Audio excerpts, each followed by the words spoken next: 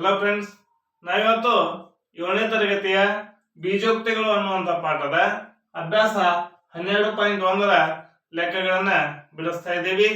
ಈ ಅಭ್ಯಾಸದಲ್ಲಿ ಮುಖ್ಯ ಪ್ರಶ್ನೆ 3. ಹೌದಾ?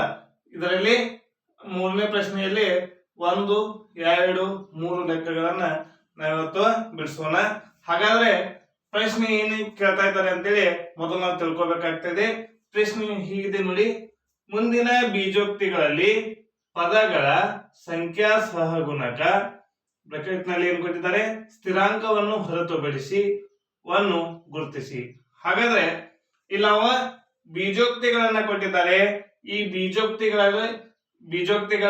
ಸಂಖ್ಯಾ ಸಹಗುಣಕ, ಹೌದಾ? ಈ ಬೀಜೋಕ್ತಿಗಳಲ್ಲಿರುವಂತಹ ಪದಗಳ ಸಂಖ್ಯಾ ಸಹಗುಣಕವನ್ನ ನಾವು ಏನ್ ಮಾಡ್ಬೇಕಾಗಿದೆ, ಕಂಡುಹಿಡಿಯಬೇಕಾಗಿದೆ. ಆದ್ರೆ ಇಲ್ಲಿ ಒಂದು ಕಂಡೀಷನ್ ಕೊಟ್ಟಿದ್ದಾರೆ, ಸ್ಥಿರಾಂಕವನ್ನು ಹೊರತುಪಡಿಸಿ. ಸ್ಥಿರಾಂಕವನ್ನು ಹೊರತುಪಡಿಸಿ ಅಂದ್ರೆ ಸ್ಥಿರಾಂಕ ಅಂದ್ರೆ ಯಾವ್ದು ಅಂದ್ರೆ ಸಂಖ್ಯೆಗಳು 5, 1, ಹೌದಾ? ಹಿಂಗ ಫಿಕ್ಸ್ ಯಾವ ಸಂಖ್ಯೆ ಇರ್ತಾವಲ್ಲ ಅವುಗಳಿಗೆ ನಾವು ಸ್ಥಿರಾಂಕಗಳು ಅಂತೀವಿ. ಆ ಸ್ಥಿರಾಂಕಗಳನ್ನು ಬಿಟ್ಟು ಉಳಿದ ಪದಗಳ ಸಂಖ್ಯಾ ಸಹಗುಣಕವನ್ನ ಬರೆಯಿರಿ ಅಂತೇಳಿ ಕೇಳ್ತಾ ಇದ್ದಾರೆ. ಹಾಗಾದ್ರೆ ಇಲ್ಲಿ 3 ಪ್ರಶ್ನೆಯನ್ನ ಕೊಟ್ಟಿದ್ದಾರೆ. 1ನೇ ಪ್ರಶ್ನೆ 5 ಮೈನಸ್ 3t ಸ್ಕ್ವೇರ್. 2ನೇ ಪ್ರಶ್ನೆ 1 plus T square plus T cube ಅಂತೇಳಿ ಕೊಟ್ಟಿದ್ದಾರೆ. 3ನೇ ಪ್ರಶ್ನೆ x plus 2xy plus 3y ಅಂತೇಳಿ ಕೊಟ್ಟಿದ್ದಾರೆ. ಹಾಗಾದ್ರೆ ಮೊದಲನೇ ಪ್ರಶ್ನೆಯನ್ನು ಗಮನಿಸಿದಾಗ 5 ಅನ್ನುವಂಥದ್ದು ಏನಾಗ್ತಾ ಇದೆ ಅಂದ್ರೆ ಸ್ಥಿರಾಂಕ. 5 ಅನ್ನುವಂಥದ್ದು ಸ್ಥಿರಾಂಕ ಆಗ್ತಾ ಇದೆ. ಹಾಗಾದ್ರೆ ಇವುಗಳಲ್ಲಿ ಸಿಗುವಂತ ನಮಗೆ ಬೀಜ ಪದ ಯಾವ್ದಂದ್ರೆ -3t ಸ್ಕ್ವೇರ್. ಹೌದಾ? ಹಾಗಾದ್ರೆ ಯಾವ್ದು -3t ಸ್ಕ್ವೇರ್. ಹೌದಾ? ಹಾಗಾದ್ರೆ ಇದು ಬೀಜ ಪದ ಆಯ್ತು. ನಮಗೇನು ಬೇಕಾಗಿದೆ, ಸಂಖ್ಯಾ ಸಹಗುಣಕ. ಇವುಗಳಲ್ಲಿ ಸಂಖ್ಯಾ ಸಹಗುಣಕ ಯಾವ್ದಂದ್ರೆ -3. ಹೌದಾ? ಹಾಗಾದ್ರೆ ಇದ್ರ ಉತ್ತರ ಯಾವ್ದಾಗ್ತಾ ಇದೆ, -3. ಇಲ್ಲಿ ಟಿ ಸ್ಕ್ವೇರ್ ಈ ಬೀಜ ಇದೊಂದು ಯಾವ್ದು ಚರಾಕ್ಷರ ಅಂತ ಹೇಳ್ತಾ ಇದೀವಿ. ಈ ಚರಾಕ್ಷರ ಟಿ ಸ್ಕ್ವೇರ್ ಅನ್ನ ಬಿಟ್ಟ ಉಳಿದ ಸಂಖ್ಯೆ ಯಾವ್ದಿದೆ, -3 ಇದೆ. ಹಾಗಾದ್ರೆ ಇದೇ ಏನಾಗ್ತಾ ಇದೆ, ಸಂಖ್ಯಾ ಸಹಗುಣಕ. ಹೌದಾ?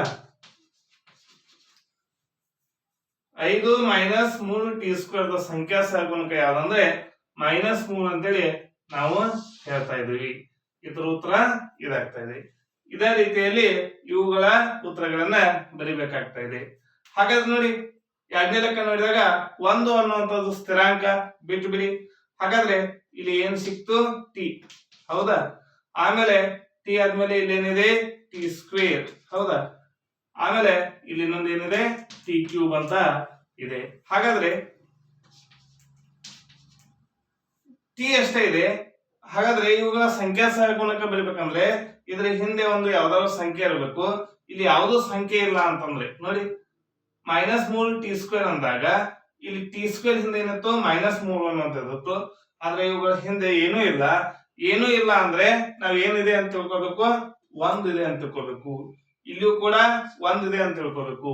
ಟಿ ಕ್ಯೂಬ್ ಇದೆ, ಇಲ್ಲಿಯೂ ಕೂಡ ಯಾವುದೇ ಸಂಖ್ಯೆ ಇಲ್ಲ, ಇಲ್ಲಿಯೂ ಕೂಡ 1 ಇದೆ ಅಂತೇಳಿ ತಿಳ್ಕೊಬೇಕು. ಈಗ ಏನಾಯ್ತಂದ್ರೆ ಟಿ ದ ಒಂದು ಸಂಖ್ಯಾ ಸಹಗುಣಕ 1, ಇದ್ರ ಹಿಂದೆ ಏನಿದೆ, 1 ಇದೆ. ಟಿ ಸ್ಕ್ವೇರ್ ಇದ್ರ ಹಿಂದೆ ಕೂಡ ಏನಿದೆ, 1 ಇದೆ. ಟಿ ಕ್ಯೂಬ್ ಇದರ ಹಿಂದೆ ಕೂಡ ಏನಿದೆ, 1 ಇದೆ. ಹಾಗಾಗಿ ಟಿ ಸ್ಕ್ವೇರ್ ಮತ್ತು ಟಿ ಕ್ಯೂಬ್ ದ ಸಂಖ್ಯಾ ಸಹಗುಣಕ ಏನಾಗ್ತಾ ಇದೆ, 1 ಆಗ್ತಾ ಇದೆ. 1 ಇದು 1 ಇದು 1. ಈ ರೀತಿಯಾಗಿ ನಾವು ಅವುಗಳಿಗೆ ಉತ್ತರಗಳನ್ನ ಬರೀಬಹುದು. ಇನ್ನ 3ನೇ ಲೆಕ್ಕ, ಇಲ್ಲಿ ಪದಗಳನ್ನ ನೋಡೋಣ. x ಆಮೇಲೆ 2xy ಆಮೇಲೆ 3y. ಹಾಗಾದ್ರೆ ನೋಡಿ, x ಇದರ ಒಂದು ಸಂಖ್ಯಾ ಸಹಗುಣಕ ಬರಬೇಕಾಗಿದೆ. x ಇಂದ ಏನು ಇಲ್ಲ ಅಂತಂದ್ರೆ 1 ಇದೆ ಅಂತ ತಿಳ್ಕೊಳ್ಳಿ. ಹಾಗಾದ್ರೆ ಇದ್ರ ಉತ್ತರ ಎಷ್ಟಾಯ್ತು, 1 ಆಯ್ತು. ಇಲ್ಲಿ ಸಂಖ್ಯೆ ಯಾವುದು, ಸಂಖ್ಯಾ ಸಹಗುಣಕ xy ಬಿಟ್ರೆ ಇಲ್ಲಿ ಉಳಿದೇನು 2. ಹಾಗಾದ್ರೆ 2. ಈ 3y ದಲ್ಲಿ y ದ ಸಂಖ್ಯಾ ಸಹಗುಣಕ, ಇದರಲ್ಲಿ ಸಂಖ್ಯೆ ಯಾವುದು 3. ಇದ್ರ ಉತ್ತರ 3. ಹಾಗಾಗಿ ಈ ರೀತಿಯಾಗಿ ನಾವು ಸಂಖ್ಯಾ ಸಹಗುಣಕಗಳನ್ನ ನಾವೇನ್ ಮಾಡ್ಬೋದ್ರಿ ಬರಿಬಹುದು ಅಂತ ಹೇಳ್ತಾ ಈ ವಿಡಿಯೋನ ಇಲ್ಲಿಗೆ ಮುಗಿಸ್ತಾ ಇದ್ದೀನಿ. ಈ ವಿಡಿಯೋ ನಿಮ್ಗೆ ಇಷ್ಟ ಆಗಿದ್ರೆ ಲೈಕ್ ಮಾಡಿ, ಶೇರ್ ಮಾಡಿ, ಸಬ್ಸ್ಕ್ರೈಬ್ ಆಗಿರಿ. ಹೀಗೆ ನಮ್ಮ ಯೂಟ್ಯೂಬ್ ಚಾನಲ್ ನ ಎಲ್ಲ ವಿಡಿಯೋಗಳನ್ನ ನೋಡ್ತಾ ಇರಿ. Thank you.